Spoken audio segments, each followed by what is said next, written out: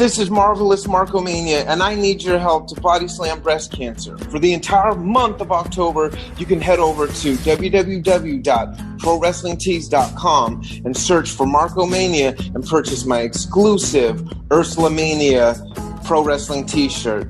All proceeds that come to me from the sale of this shirt will be donated directly to the Women's Cancer Resource Center in Berkeley, California. Together, we can continue to help one another defeat breast cancer for good. You're locked in. Look at what we have here, folks. To the only show that matters. The cream of the crop. Duke loves wrestling. And there is no one that does it better than your host. I have come here to chew bubblegum and kick ass. The Duke. And I'm all out of bubblegum.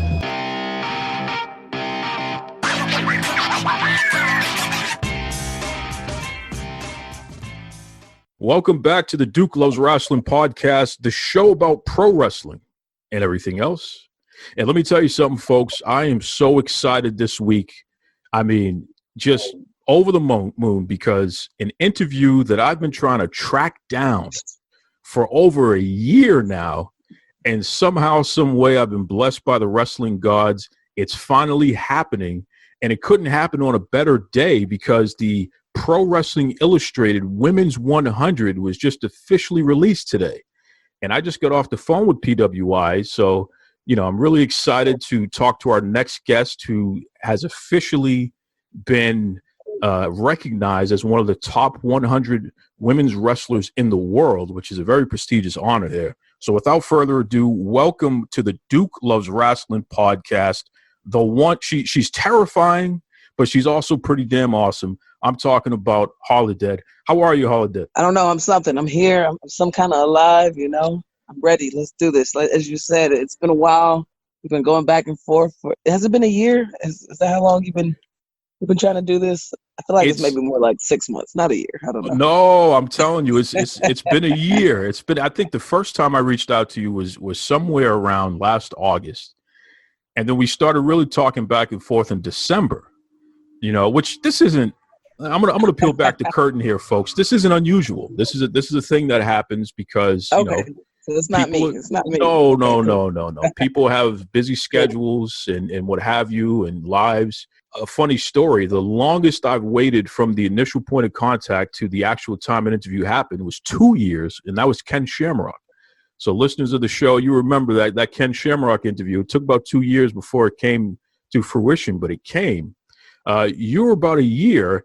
And the thing that I really love, because you don't play games, first of all. I mean, Holidead, you're straight up. I want to talk about this because I know there are a lot of folks out there listening to the show. They may be podcasters or promoters or what have you who interact with wrestlers on various levels here. You ask a lot of questions. So first thing you asked me was, okay, what's the show about? Do you have a sample of the show? When do you want to do it? And you were very clear about some of the things that you wanted to talk about, want to have. You wanted to make sure that this was actually a reputable, serious thing going on here. Talk to me about this. Have you encountered not so reputable folks in the past or what have you that shaped the way that you approach who you give interviews to? I just want to say, first off, I'm not a fan of doing interviews, like, at all. Like, so this is something that's taken me a while to just, like, realize, all right, this is something I got to do regularly. Like, I think one of the first interviews I did actually was with Alicia Aitout, and she saw I was going to be at some show in Canada, and she was like, oh, see, Holidead's going to be there. We got to get an interview. And me just being me, I replied to a tweet, and I'm like, yeah, something, whatever. Just, and not thinking she was serious. And then, like, I got at the show, and she's there waiting, and I'm like, oh, shit, okay. I was like, let me do my match first. And, you know, did my match. She's there. She's not going nowhere. Like, she's at my merch table. Like, she's like, I'm getting this interview. You said it. And I'm like, oh, shit, I said this. I got to do this interview. I did the interview. Like, she had her own place set up. She had the questions ready. Like, it was actually one of my favorite interviews. Again, it's not something I like doing. Like, you know, as a wrestler, you put your socials out there. So you get, hopefully this is not PG, you get a shit ton of emails all the time. Like, hey, you want to do an interview? And do an interview.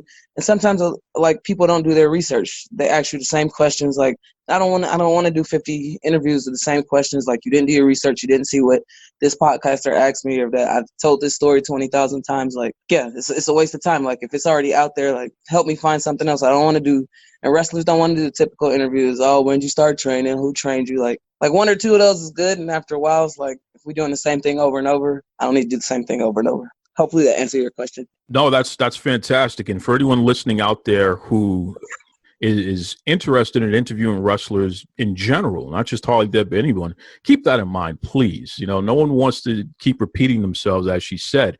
And I actually checked out that interview that you had with Alicia Ataud, and that was an excellent. You were cracking her up the whole time.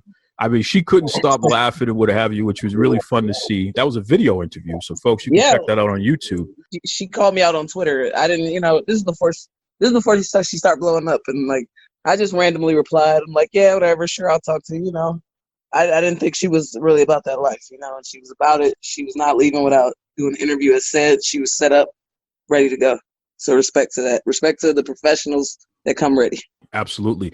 And, Holidead, you're somebody who you're consistently in the mix of not just the women's revolution, but the evolution of the wrestling industry.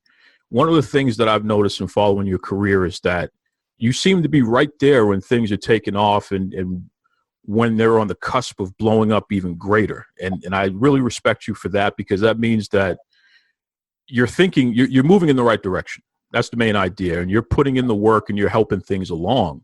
So talk to me about that. I mean, whether we're talking about things like Wild Superheroes, Mission Pro Wrestling, what have you, what is it about your instinct that you find yourself with these promotions that are on the cusp and that are blowing up and you're right there with them? I don't see myself as always being in the mix or whatever. For me, I feel like I'm always trying to be in the mix or trying to be in the right spot. So I don't know. Perception is everything. And for me, like, I feel like I still have more to do. I still have more to climb. Like, I'm not where I want to be at from maybe a recognition standpoint. So, like, I appreciate that you see it that way and people might see it that way. For me, I feel like there's still a lot more to do. It's not there or whatever. Are you somebody who can you receive compliments? Are you comfortable with that? I can receive them. I guess I don't feel that they're always warranted. Like, I don't know. So maybe yes and no. I mean, I'll take them, but I don't know. I feel like I should be doing a lot more than I'm doing. So, I mean, I'll take the compliments. I appreciate it. I appreciate any recognition. Absolutely. I just feel like I should be doing more. I asked you that question because I'm definitely somebody who's not very good at taking compliments. I'm always on the move.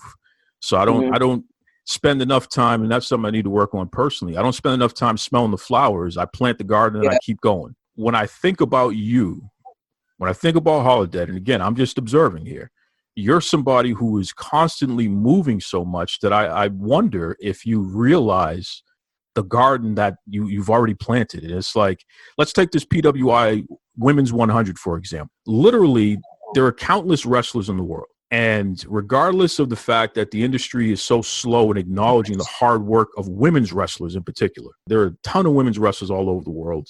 You're ranked as one of the top 100.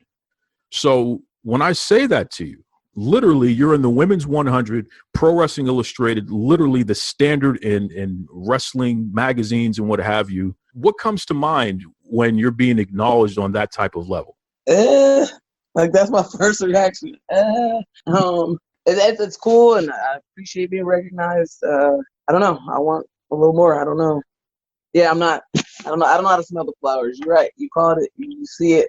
I don't know what else to call it. Yes, that's it. I love it. And I think that a lot of the more successful people, that's a symptom. You know what I mean? Where it's like you're in the middle of it. You're moving. You're living it. So it's hard to stop because you got so much more to accomplish.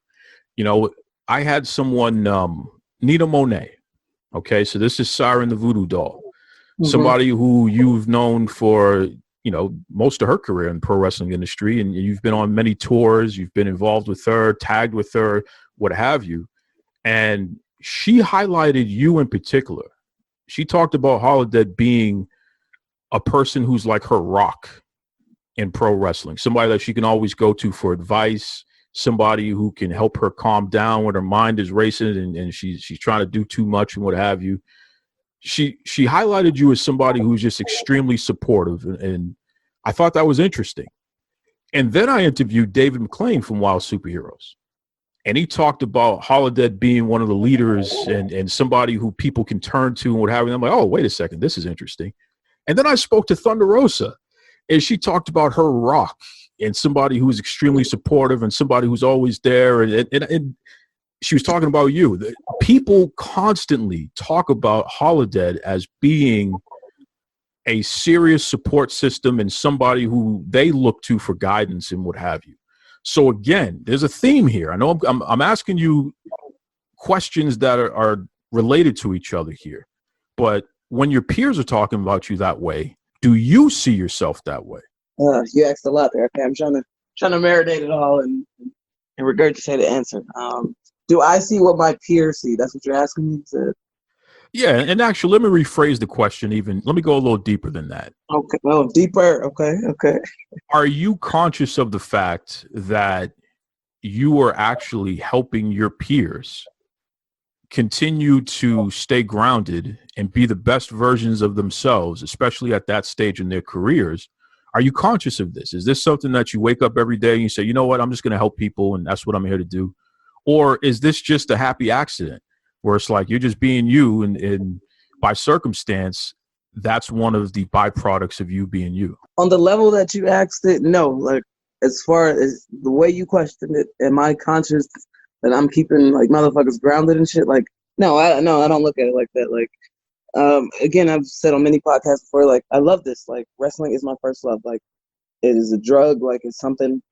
If I woke up and could choose something else to be as passionate about, I would, because it's a love-hate relationship. But like, I love this, and like, if I'm backstage and somebody's asking me something, like their opinion on something, like, I'm gonna tell them the best answer that I feel is best for them, best for the show, best for the match.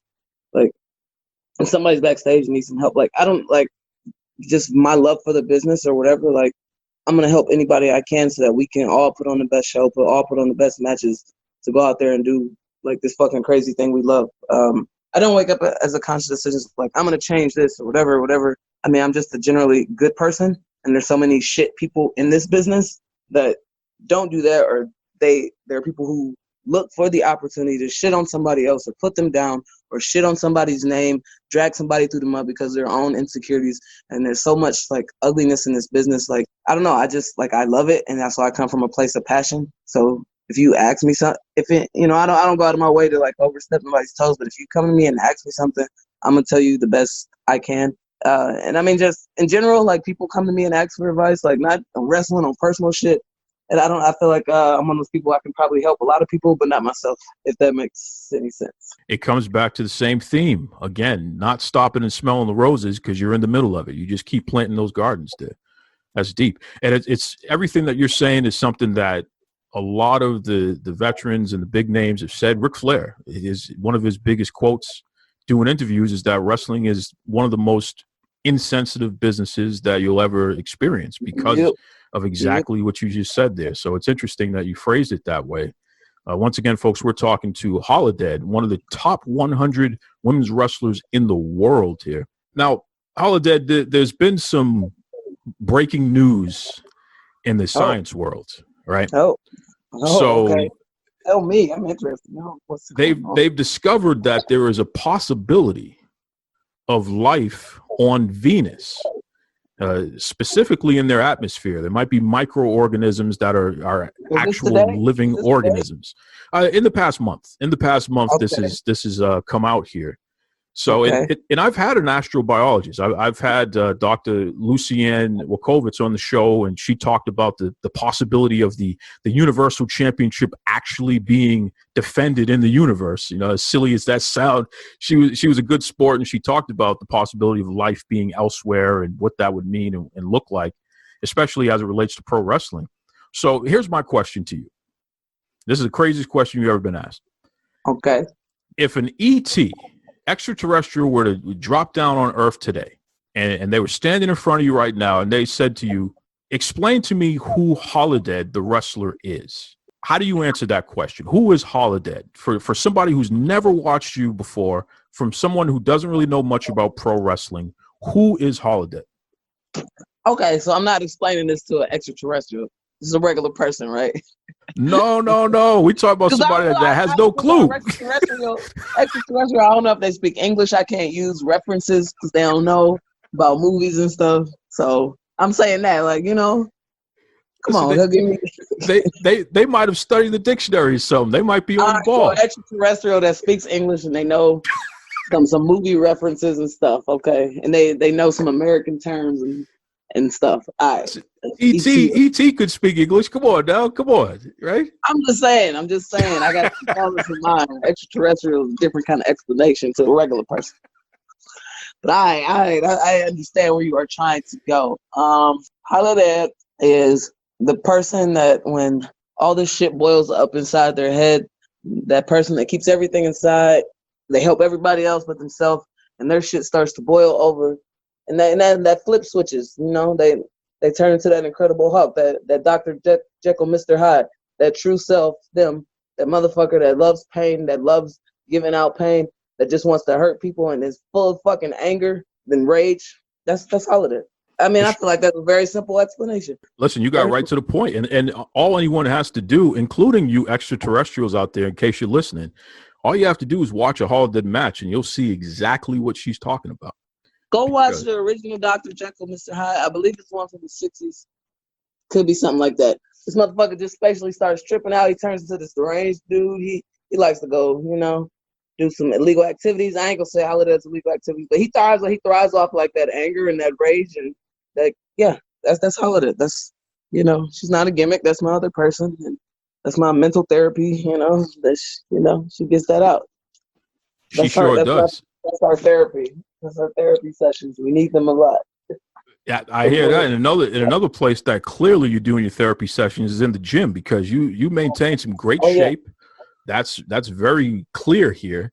So I want to ask you about this. For anybody who's paying attention, you know, a lot of us, unlike Holidead, you know, we have our COVID bodies. We've been locked in the house, and maybe we've been... Hey, no excuses. No excuses. I knew that was coming. There's always something you can do. There's always something you can do. Well, answer this one for me. So, aside from the physical there, what's a typical Holidead meal? Like, if you know, a typical meal throughout the day, what are you normally eating and what have you? And what's your cheat when you really want to have a special treat there? I'm not eating nothing special. I know people don't like to hear when they ask for advice, but it's a fucking balanced meal. It's usually some chicken, some kind of rice that's flavored, and vegetables. I saute my vegetables, you know, a little extra seasoning on them. Some chicken. I like my garlic teriyaki chicken. Some rice, and it's portioned out on my plate. The carbs is usually half a cup of protein, a cup of vegetables. Yes, every day, every fucking day. That's why I do different chicken: garlic teriyaki, lemon pepper, Parmesan garlic, so it don't get too boring. I don't really buy a lot of pork. I don't really eat a lot of beef. Every now and then I'll do a steak, but you know, stick to your lean proteins: chicken, fish. Ground turkey, it's not that bad. Season it up, it's fine. I only buy water. Like I don't drink juice. I don't drink pop, and there's a lot of fucking sugar in that. People like to act. It's the simple shit they've been telling you since elementary. Follow your dietary charts. But a cheat. The grocery store has some really good fucking fried chicken wings and mozzarella sticks. I usually get that. Maybe like a bottle of wine. I got my ranch dressing, marinara sauce on the side. Maybe like a box of Whoppers, some cherry sours. And that's it. Not a massive cheat, you know. Just something out of the regiment of just regular healthy eating. Now you said something that kind of threw me off here. Okay, now listen, I'm not trying to start nothing because clearly you are. I want to be. I want to be upfront, Holidead. Okay. I think I can outrun you because I'm used to running away from people who are bigger and stronger than me. So I'm not gonna act like, you know what I'm saying. But I'm not trying to talk tough. Insulting because it's. Well, I'm not trying to act tough. Spit it out. But I'm just saying, if you show up outside my door, I'm going the other way. So just know that, okay? I stay in sneakers. Just know that. Okay. You said pop. Now, I did say pop because that's what it's called. Pop. Okay. Now, Yeah. I'm not sure if you're talking I about. mean, some people like to call it soda or whatever. Okay. So it's soda, but you called it Carbonated pop. beverage.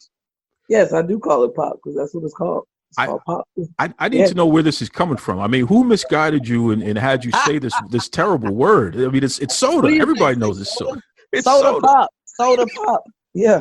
And you put respect on the last name, right? That's Hey, the listen. name that carries down for generations is the last name, Soda Pop. So hello, Pop. Okay. Your last name is what people gonna remember you by, right? That's what's gonna carry on to your grandkids or whoever, so forth, so forth. Now your first name, Pop. Soda Pop. All right. Pop. So I'm gonna put respect on Pop because I don't want any problems. Yeah. But I'm gonna have mind control over Holidead because when she's not around, I'm gonna call her soda, but when she's around, I'm gonna call her Pop. So she don't know that. But that's okay. Right. That's right. We're gonna keep that here. And you said your ranch dressing. So are you a dipper? I had a whole show about this. I like to dip my chicken. Okay, I'm not one of those people that just eats plain chicken. I gotta have my dip. I gotta have my barbecue sauce, my ranch. I have to dip. Are you a dipper? You mean like, do I like to dip it in or pour it out? What you mean? Is that what you mean? Yeah, dip it in. But like the kind I got, you got to pour it out. So like I like to pour it in so that I can dip it. But I would prefer to dip it into something that way you can get more of the meat. See, and the sauce. So I'm with you. We there. We there on that. The pop thing, that's another thing. But I'm with you. I'm with you on the dip. Sometimes you just have to find the common ground. So we couldn't get there with the pop, but we got there with that. There. Now you don't do any of the sports drinks there. You said you just drink water, so none of that other stuff, enhanced waters and nothing like that. I do drink a lot of coffee. Okay. Extreme amount of caffeine.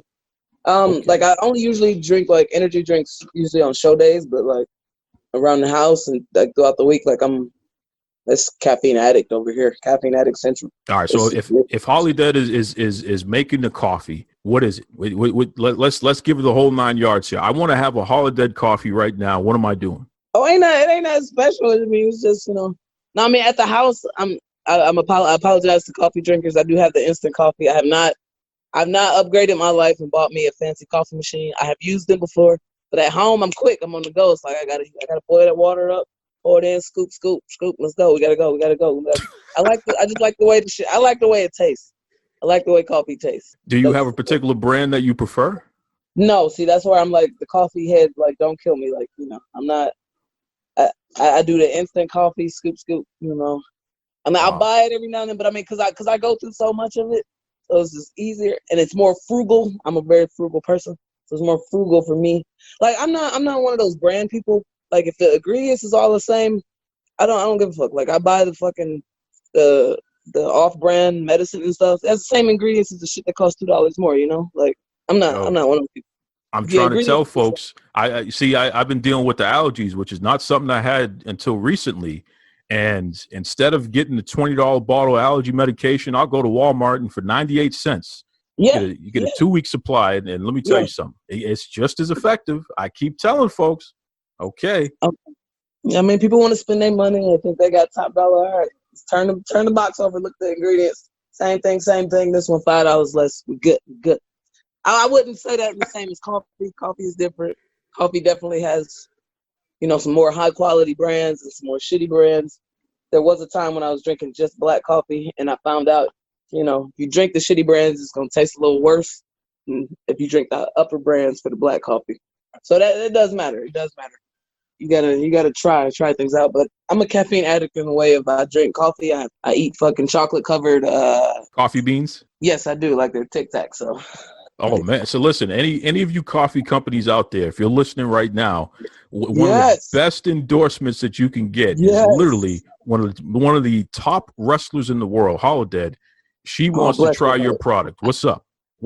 Yes. Okay, we're gonna put that out. Give me that, Duke. Give me that. Let's do that. Let's make this the goal of this podcast. I think we can make that happen because here's what you don't know, Holidead. I'm part of the Coffee Corps. I'm part of a group of coffee drinkers from all over the world, and we tweet about coffee every single day. So I'm gonna have to reach out to some of my coffee connections out here and see who wants a real person to endorse their product. There, you got to give her a taste though. We got to check it out. So, I'll do a video the whole 9. Let's all go. right, Good. we're going to make that happen. I'm be emailing you about this now too. See, and listen, I better make it happen because again, Holidead is anyone who's ever seen her matches, folks. You know, she is not one to play with out there. I don't want any problems. I'm just going to say that right now. I don't want any problems. And I wonder about that though, because so many people these days in wrestling, they want to do the flippy dippy, peanut butter skippy, and all this other nonsense. The flippy dippy. But that's all they want to do. But I notice in your matches, you're very deliberate about working body parts and telling a story, and you want to pick your opponent apart piece by piece. You don't necessarily have time for all that fancy stuff. You just want to kick somebody's ass. So how important is it to get the basics down, the fundamentals when it comes to pro wrestling, instead of all of this Cirque du Soleil stuff there? I just want to go back and say, just because I don't do a whole bunch of flippy dips and stuff, that doesn't mean what I do ain't fancy. I just want to point that out first and foremost. You said I don't do the fancy stuff. I don't do no 450 splashes, nothing. But that don't mean my shit ain't fancy. Okay, but back to your original question. How important is the basics foundation? Very important. I originally trained with Gangrel, and like that was one of his things. Is like you have to know your basics, you have to know your foundation. Like it was certain stuff like we couldn't even get into the ring until we learned, because it's like, because you see new people all the time. They want to get in the ring, they think they want to bump, they want to hit ropes, they don't know what the fuck they're doing. It's like you shouldn't even touch the ring or the ropes until you learn like certain holds, lockups, different things. Like those are the first things you should know. It's like, okay, you know this, now you can get in my ring. Like you have to know that, because like no matter what, you can always come back to your basics, your foundation. Every house needs a foundation or that shit crumbles.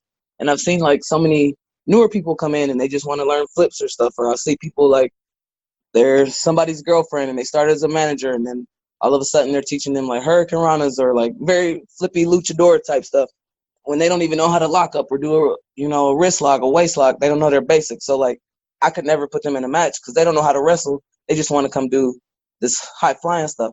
And that's cool. Like I feel like learn your basics and then pick a style. Like, and everybody doesn't have to do flips, but if that's your style, okay. But you still need to know how to wrestle. You still need to know, like, what if the ropes break? You still got to have a match. Then you can't do all your flippy shit. Can you wrestle? Can you do some holds? Can you still have a match without these ropes? I don't even know where I'm going with this, but yes, you gotta have a foundation, and then build to that. Okay, this is gonna be my style. This is what I want to learn. But you ain't gonna never forget where you come from or your foundation ever. Another great thing about you is that you're very safe in the ring, and I think that. Oh, say that again. Say it again. You are very safe in the ring. Your stuff looks. I appreciate it. Your stuff looks devastating, but I have never heard anybody having to go lay up for 6 months after they've been in a match with you per se, because you're a professional, and that's the main idea, folks. Please be a professional. Get reputable training. I mean, you trained with somebody who was in the biggest promotions and did it on the highest scale, what have you, and now is continuing to train some of the best wrestlers out there. So that's great to know. Shout out to Gangrel. And something that you dipped your toe in now, and you've been doing it with Mission Pro Wrestling, is commentary. So what's that all about? What's this commentary deal with Holidead? Because I was very surprised, pleasantly surprised, to hear you behind the mic like that. Pleasantly surprised. Okay. Thank you. From you, I will take that. All right. I knew Thunder was doing the whole, all women's thing, like after the whole speak out and stuff, wanted to make a change or whatever. Like I saw her make a post on Facebook or something, about it, saying if anybody wants to help. I just jokingly, sarcastically replied on her post like, yeah, you need somebody on commentary, let me know. Like I was just joking. And then I hit up Brian, her husband, on a serious note, was like, hey, if y'all need something for the show, let me know. I'm down to help, whatever. And he was like, oh, I think Thunder put you down for commentary. I was like, oh, okay, I guess I'm doing commentary. Oh, I guess this is legit. And I messaged, Thunder. She was like, yes, we need you. I'm like, oh, okay, I guess I'm doing commentary. It was not nothing I ever legit thought about. Again, I just said a joking comment. It was taken serious, and and then I'm like, oh, this is happening. I should prepare or whatever. Like, and a lot of independent shows don't have commentary, and I feel it's something that definitely adds when you watch a show with no commentary versus commentary. And I've heard some shows that have like some not so good commentary, and that's one thing you definitely want, because it can take away from the show. So I've seen enough and heard enough to know, you got to know who the people in wrestling are, do your background on them. It just so happens, shout out to Brittany Nicole, we just clicked, we just vibed. I had never met her before. We met online, but not in person, and we just got to the table, we just clicked. It was like that natural chemistry. So luckily, it wasn't hard. It was just, talk about this shit I love and watch my friends beat each other up. I can tell you as a lifelong fan and somebody who, I've grown up really appreciating commentary. I'm a guy that's really into people who do interviews and are expressive and talk about things, describe what I'm watching so I can process it even more. And you and Brittany are like a mix of, I would say if she's Gorilla Monsoon, you're Jesse the Body Ventura and Vince McMahon put together. I mean, literally. I'll take that. Okay, I'll take that. Okay. Every single high impact move, all I heard was Holidead go, oh! I was into it. I couldn't help it. Sorry. But what's fun about that? Isn't that what pro wrestling's supposed to be about? That's what it's supposed to be about. Yeah, have some fun. And it really, like you said, it did enhance what we were watching. It made every high impact move mean something that much more, because if a badass like Holidead is going, oh, then it's like, oh, you know what I mean? For me as a viewer, and now I can feel every move because you're making me feel every move on top of me seeing it. You know what I mean? So it just, right. It's really great. And I think that the two of you make a good combination with each other there. So I look forward. Hopefully we continue to hear the both of you together on those cards and wherever, because honestly, we need to hear more women on commentary, number one. Mm-hmm. And especially women who know what they're talking about. And Holidead, all the wrestlers because you wrestle them, you work them, all the moves. So your color, and that's what you're really doing. You're doing color commentary on your mm-hmm. end there. It's so important, and it's professional, and it's credible. I would love to hear more of that. In addition to seeing you kick everybody's ass, so that means you got to continue to do double duty. That's okay. But please don't stop commentating. That's just my personal ask there. I mean, I will, but I ain't gonna lie. I'd rather, if I had to choose commentating or wrestle, I'm gonna pick wrestling first. I wasn't scheduled to be on that card. Something happened, and I was asked to do the pre-show, so I did that. Then went back to commentary, double duty. It happens. But I mean, I can't lie, sitting there watching my friends, go at each other and lay it in and do what they love to do. I was a little jealous, like, oh, kind of want to be wrestling, So it's hard. It's hard when you would rather wrestle than commentate. So it's a hard mindset to get in. Like, all right, I'm here to do this. Let me focus on this. It's hard to sit there and watch because you kind of want to jump from that table and get out there. So, I'm on this next one. After this, I don't know. I have to tell Thunder, like, I don't know. I might need a match. I don't know. Everybody listening, let's just if we got to do like a hashtag or something, we want Holidead on double duty. So that's all right. If they paying. Only if they paying. That's right. I was about to say that. I gotta put that out there. This ain't no 2-for-1 rate, nothing like that. You gotta pay. If you ain't trying to pay, that's cool.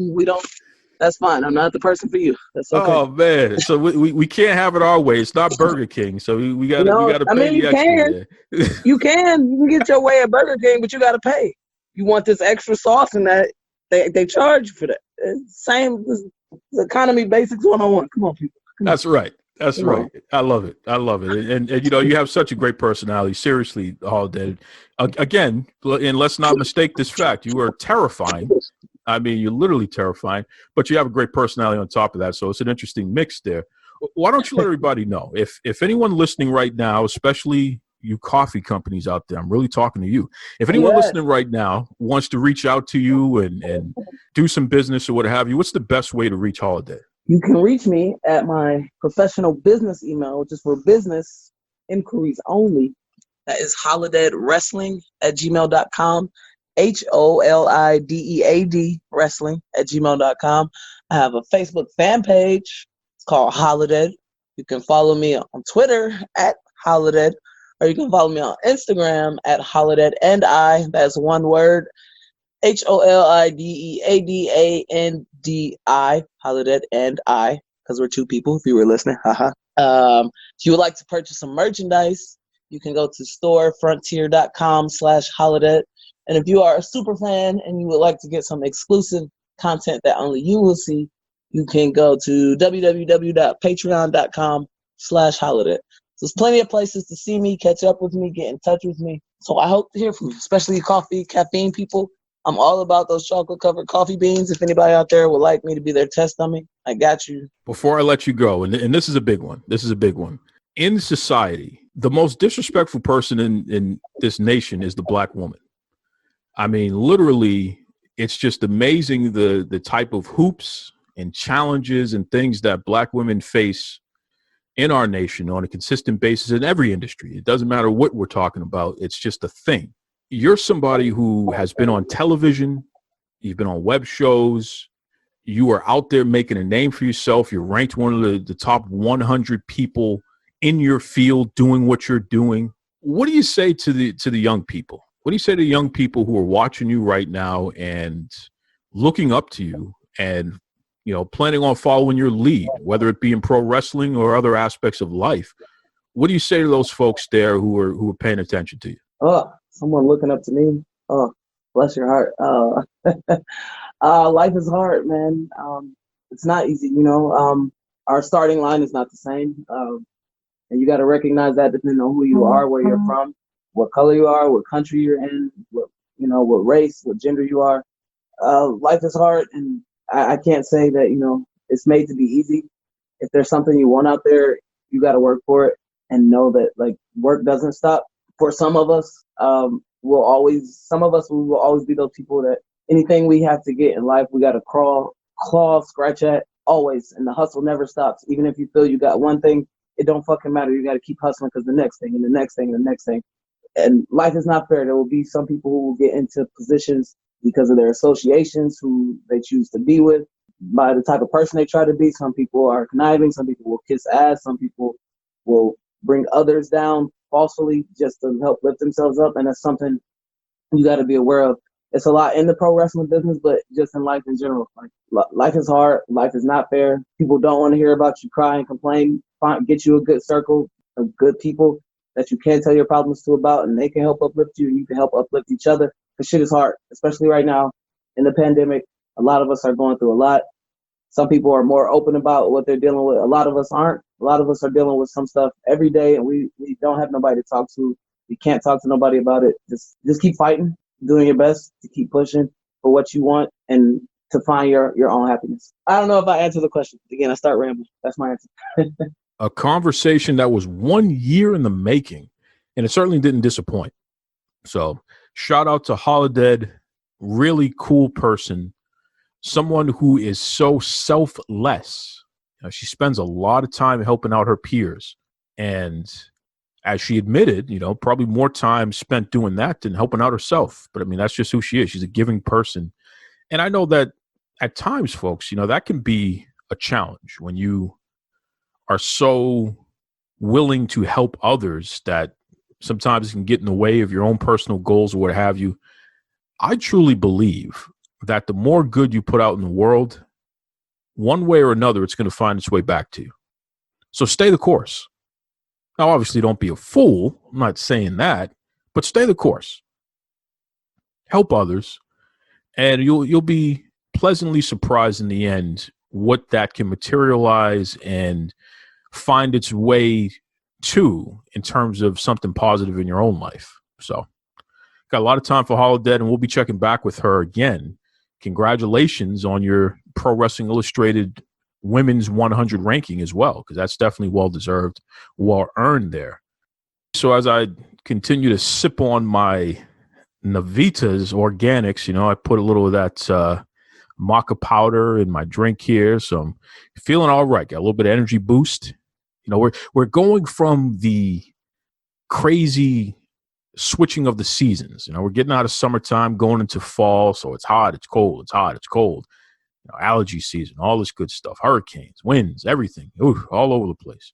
So please make sure you're not only are you washing your hands and you're wearing your mask, but you know, load up on those vitamins. Just be on the safe side there, folks. If not, I'm going to send Holidead to come to your house. Okay, you don't want to play any games. That's right. That's right. Okay, we got a great interview lined up coming up next here. In fact, I love anything that will cast a positive light on this medium that we love so much, right? Because listen, let's not kid ourselves here. Life is challenging. Life can be rewarding, but it can also be very difficult. So we turn to our different forms of entertainment and we turn to sports in order to have something to focus on and escape from the craziness of life, right? So because of that, it's always cool when you come across something that, again, it allows you to think of sports and think of entertainment in a positive manner, and it teaches you something, keeps you coming back for more. You feel good about being a fan, right? And that's part of the reason why I like to have authors on the show. You know, we've had everybody from the wrestling journeyman Dusty Wolf and Scotty from Wrestler Weekly, who had that, Family Bacon and Rasslin book, and all sorts of folks. Guy Evans, who had the Nitro book, where he literally told the history of what happened in WCW, how it ultimately went down the drain there. I love to talk to the authors because you're talking about people who are able to gain access and who can get into the nitty gritty of what's going on behind the scenes and really help tell a story, and you can learn something that maybe you never knew before. So it's pretty cool. It's pretty cool. So in keeping up with that tradition, I was introduced to someone who is an extremely talented sports blogger, but is also an author. It's come up with a really unique book here that is about sports in general, but there is a little bit of wrestling mixed in there. And I said, I got to get this guy on the show. We got to talk about this on the air. So without further ado, the author of The Mental Side of Sports, which is a workbook, by the way, the one, the only, Eric Simpson. What's going on there, Eric? Yeah, everything's going great today, Duke. Thank you so much for having me on the show. Well, it's a pleasure to have you on the show. And first and foremost, Eric, let's start with something here, because you are a sports blogger. That is your primary focus during the day there. And you're somebody that's pretty well respected by athletes, of multi-generations and from all over the world.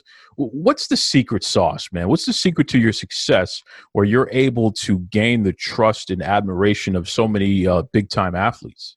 Well, I've been very lucky to have been involved in pro sports one way or another since I'm almost 10 years old. And the secret, it shouldn't really be a secret, it's kind of well known, is what happens in the room stays in the room. These athletes are real people. It's not about $100 million contracts. And they have a life before this glory happened for them. And they're going to have a life afterwards. And they deserve a little bit of the respect. And that's why I decided to write this book. Why do you think it's so common for people to not play the game that way? People are constantly reaching out to publications, TMZ or something like that. They're trying to sell photos. They're trying to sell dirt and what have you. Why is it that way, Eric? Well, it's funny that you actually said that, because I was actually turned down by a major publication because they told me that I write like a Hallmark card. And I guess it just comes down to that bad stories or bad experiences are what sells. And that's very sad, because that kind of puts us in the situation that we are today, where things really aren't changing. That's a great comment there. And let me dial it back for a second here. You were told that you write like a Hallmark card. So I'm assuming that means that you're a little too positive, huh? Absolutely. They told me there were certain stories where I wanted to, bring out something positive that a player had done. And they said, well, that story will sell for a day. And that's a beautiful story. But we need the negative side, that player was out in the club till late at night and his teammates are angry at him. And I've just been very, very blessed over the years from lots of different sports, from professional soccer to professional hockey, to the invasion of when the Gracies came here and introduced Brazilian Jiu-Jitsu to America, to have been told some stories. And I don't I don't reveal things that shouldn't be revealed, but I try to bring out the good side that maybe somebody can learn from some of the experiences that they've had. It's so interesting to hear that because first and foremost, who doesn't love a Hallmark card? You know, when we think about birthdays and anniversaries and holidays and what have you, that's the thing to do. You go out and you get a Hallmark card for your loved one to show your appreciation. So the fact that somebody was able to say you write like a Hallmark card and say it as if it was an insult, that blows my mind, man. Wow. I took it as a compliment because I have friendships that go back 30 years in professional soccer, that go back over 30 years in professional hockey with guys that I can call up at a moment's notice. And I've earned that respect from them that if I needed something and it was important, they understood. If it's important to me, that it's become important to them. And that friendship is something I was not willing to cross. Yeah, and kudos to you for maintaining some dignity and maintaining respect for the folks that you cover. You know, not only your sports blog, but hey, you have this great book here that just was released, The Mental Side of Sports, which is a workbook. And I know that my audience in particular are going to be interested in the portion about George the Animal Steele, literally a WWE Hall of Famer, one of the most enigmatic and well-known wrestlers of the past 40 years or so here. Talk to me about that because you actually have direct quotes from the Animal. So you were able to meet George Steele at some point? We actually did the interview over the phone because at the point when we were introduced through a mutual friend, he was going through Crohn's disease, Steele. So his health was a little bit in deterioration and he wasn't quite up to, I was willing to make the drive up to Cocoa Beach where he lived, but he just felt that we could accomplish what we needed to by speaking on the phone. If he needed to take some breaks, we would stop. I would call him the next day, and he is absolutely an amazing man. And I was shocked by some of the things that I had learned.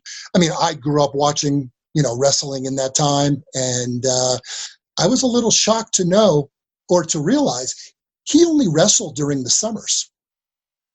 He was not a 12-month wrestler, and there's a good reason for that. He was a school teacher, and he was a head football coach, and he's a Hall of Fame football coach in Michigan as well. He was there for 25 years. He never wrestled. Well, not never, but for the most part, only wrestled during those months of summer. Can you imagine how just amazing George the Animal Steele must have been that he was able to not only afford to do that, where he could take most of the year off and just wrestle primarily at times when school wasn't happening, but also the fact that the promoters kept bringing him back. That is just a fascinating fact that I doubt most people knew. If you want to remember who George the Animal Steele was, especially some of you younger folks there, just think back to WrestleMania 3, okay, when the Macho Man Randy Savage and he had that thing with Miss Elizabeth, and George Steele came out there during the match against Ricky the Dragon Steamboat, and he was trying to protect Miss Elizabeth. There's a whole to-do about that, folks. But that big, bald, hairy guy, and this was pretty much at the tail end of his professional wrestling career at that point. That was George the Animal Steele, a guy who started off as a vicious heel, and then over time he became a beloved babyface. Oh, by the way, in his outside of wrestling world, just like Eric said, not only was he a football coach, but he was also a teacher. So can you imagine having the Animal as your teacher? You better make sure your homework's on time when you're messing around with a guy like that, huh, Eric? Absolutely. But the other part of it is it didn't start out that way for him. He really had to go through a lot. Now, this is way back in the mid-1940s when he's attending school. But I don't know how many people knew that he had suffered from dyslexia, and the bullying was beyond anything that that he could deal with at that point. Now, it's obviously a little different now, even though still bullying is going on in school, but he had serious learning challenges as a child. So for him to become a teacher, and it's only because of one person that gave him some limited help that he persevered, and just that small kindness on someone caring about him made a change. So that is what kind of fuels me to make the story, to write about the stories that I do, because maybe I'm going to change someone else's life and we can pass this forward a little bit. Maybe somebody reads a chapter and then realizes, okay, I'm treating my schoolmate that way. Why do I do it? Well, that's why my boss said this to me. But it was one counselor at Michigan State, where he had accepted a scholarship to play football, that suddenly realized maybe we should start having this guy take his exams orally because he has a lot of intelligence. And that one little bit of kindness turned it all around. He ended up going to a reform school. Once he blew his knee out at Michigan State, realized that it was not going to be a career for him in pro football. He went to a reform school, started teaching there, and the rest was 25 years of history.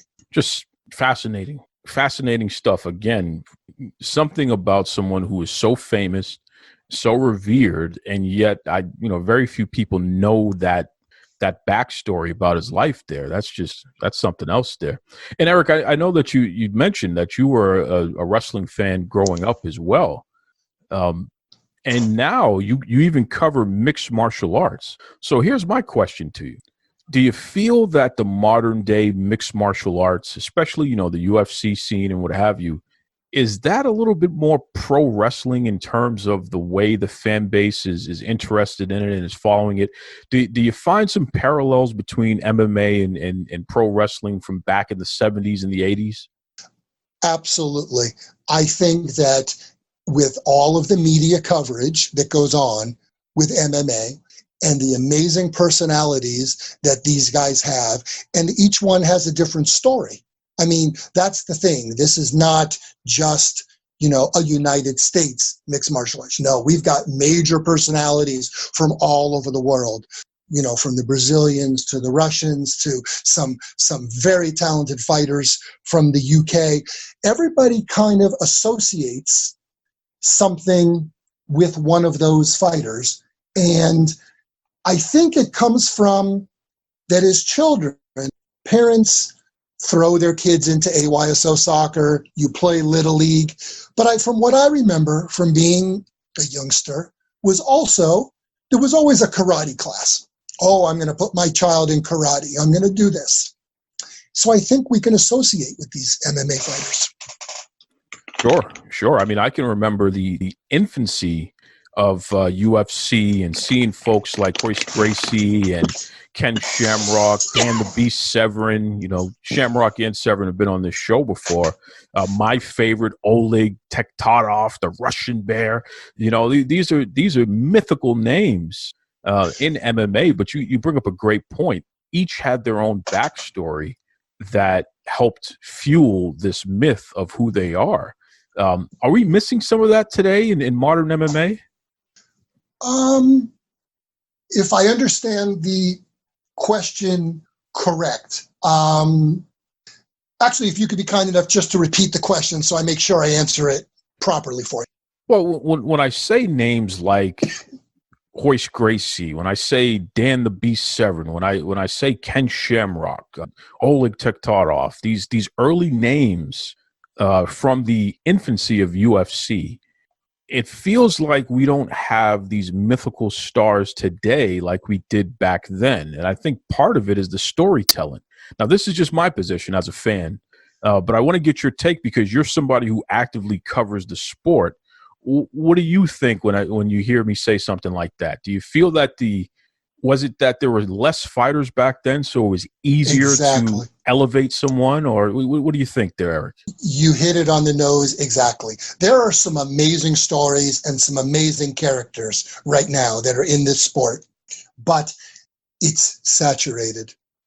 That's the truth of it. There are too many fighters that are getting a little bit less of the attention versus the early days. Funny that you should talk about some of the old names. In one of my other books, actually the gentleman that was in the first fight ever against Gerard Gordeau, Taylor Tooley, who happens to be on, his real name is Taylor Willie, and he's on the old Hawaii Five-0, was actually chapter 1 of one of my books, and was a fascinating gentleman. What a family man.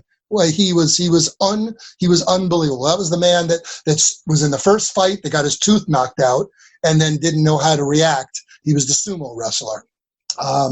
But back to your question, I just think it's just oversaturated. There's only so many shows a person can watch in a 3-week period. You can't watch a Tuesday night show from Fight Island, and then Saturday there's another show, and then the following week there's another show. There's only so much attention that can be paid to all these fights, I think. That's an interesting take. That's a really interesting take there, and I agree. And it's funny that you mentioned that first fight. Again, the sumo wrestler who the size difference between him and his opponent was so dramatic, and yet it was the little guy who ended up winning that fight, if I'm not mistaken there. Boy, that was the infancy of UFC. That's how it all kicked off, right?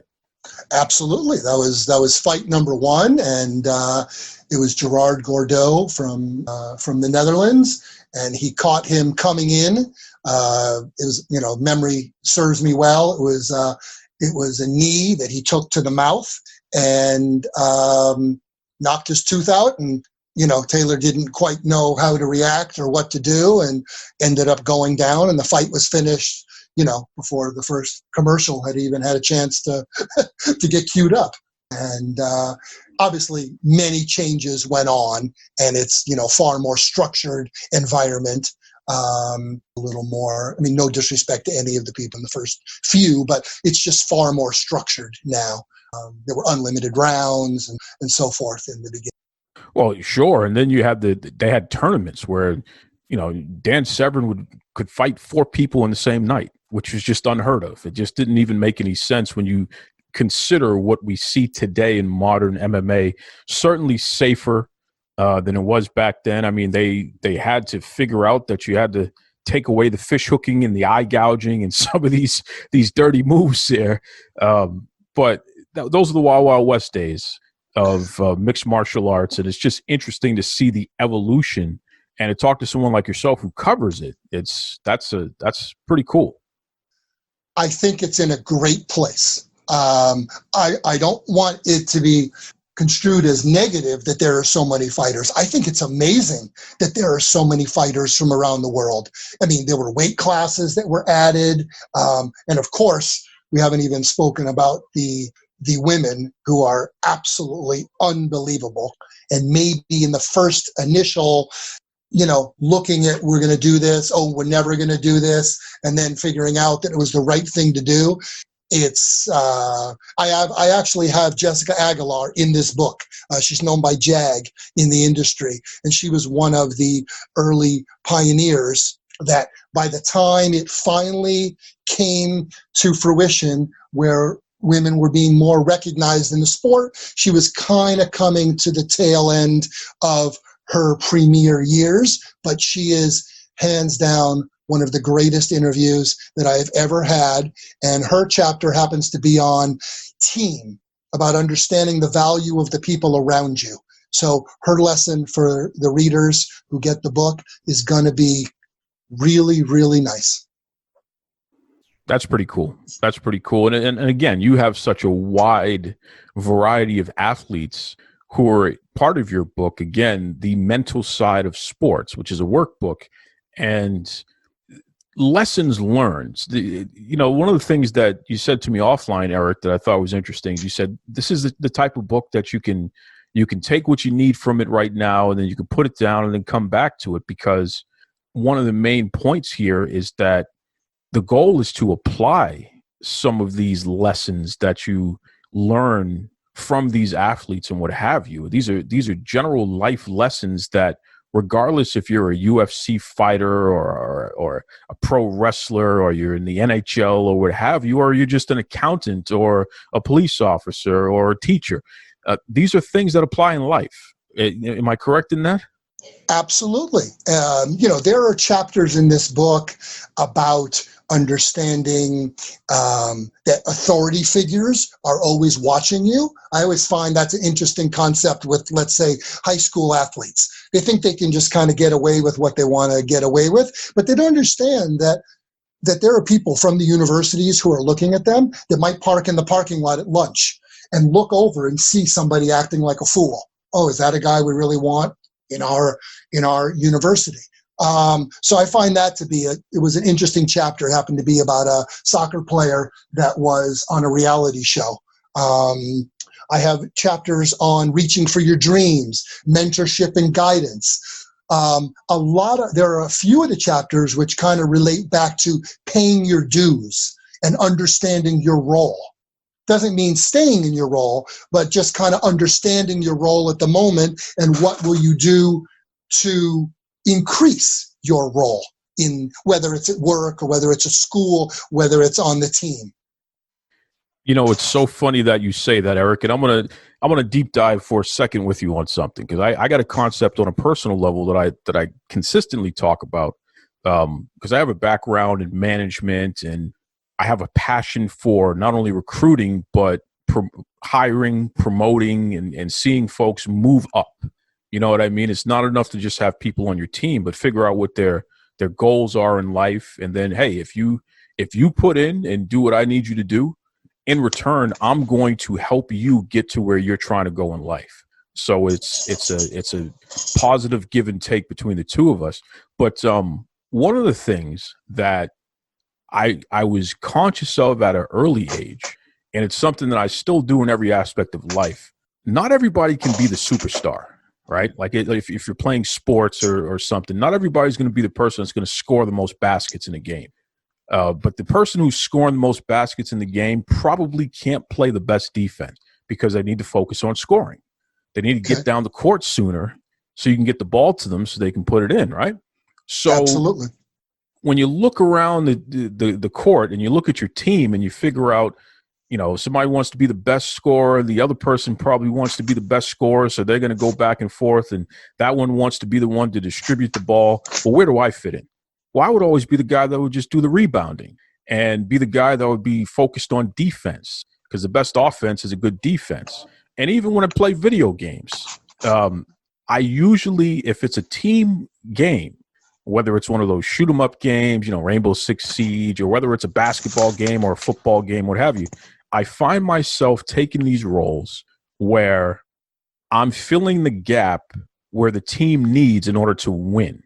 So instead of trying to be the best at the most popular thing in the game, I'm just trying to figure out where do we have a hole? Let me fill that hole so we can secure the victory, because all I care about is winning at the end. What do you think about that, just based on some of the conversations that you've had and even your own personal life did? Well, I'm in agreement with you. As an athlete myself, when I was growing up, I went through all of the different roles where I was the superstar at one point and then got a little lazy. I mean, how many goals can a guy score in a soccer game at one time, right? I mean, where was my work ethic? I'm already scoring 5 goals in a game. And this is back at a time when players were not recruited to go overseas. So I'm just playing in my local travel team and lost it. And then I was on the side where I was one of the last guys coming on the bench. It's a humbling experience, but I'll tell you, I, throughout my life, have followed, the same lead as you have, filling in the gaps. And I guess it came from my own self-feeling of captainship. I always enjoyed being a captain, and I always enjoyed seeing others succeed. So it's not something that everybody can do. And that's because we kind of come right now in this era from a sense of entitlement and a sense of instant gratification. And not everybody can do that role, Duke. Everybody should be able to do that role and understand, but everybody wants it now. Even in the travel circuit that I was involved with a little while back in Florida for soccer. End of a game. The parent doesn't like that you move their kid's position. Give me the card. We're transferring to another team. I mean, like, nobody bothers to think.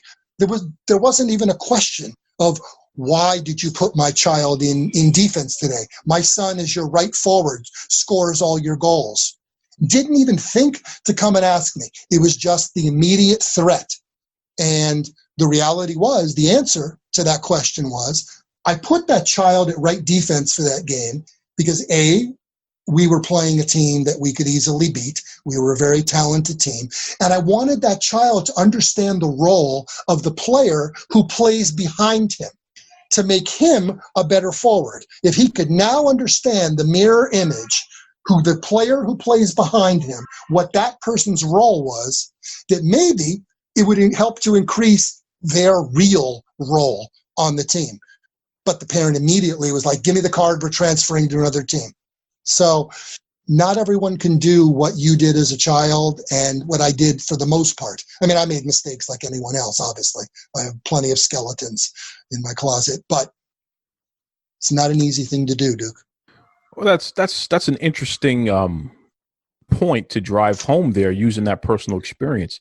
But and you're absolutely right. We're speaking the same language here. Everybody wants to be the star, and sometimes it's more important for them to have the high score as opposed to the ultimate goal, which is we're trying to win here, right? We're trying to accomplish something. We're trying to move in a certain direction. And that's why you often find, and you see it even in the NBA finals this year, where you have the LA Lakers, who is this team of superstars, going up against the Miami Heat, when very few people can name one player on the Miami Heat, because they're just a team they're a team. A lot of folks liken them to the old Detroit Pistons that shocked everybody and won a championship about 15, 20 years ago.